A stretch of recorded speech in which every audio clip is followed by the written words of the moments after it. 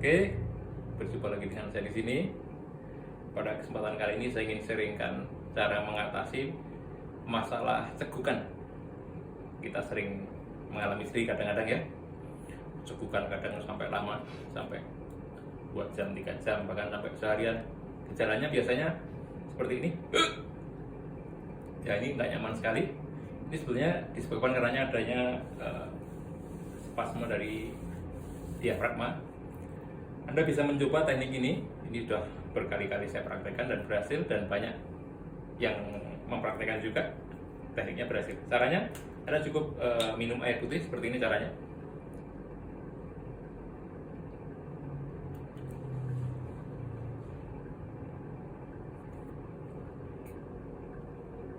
Oke, saat menelan, tempelkan dagu Anda betul rapat dengan leher Anda seperti ini. Oke, saya ulangi lagi.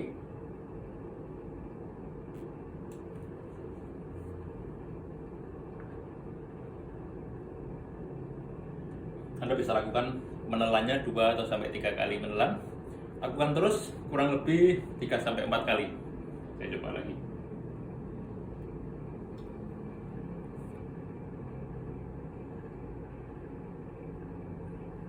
Oke, biasanya yang saya alami biasanya 2 sampai 4 kali saya minum air, biasanya langsung hilang gejalanya.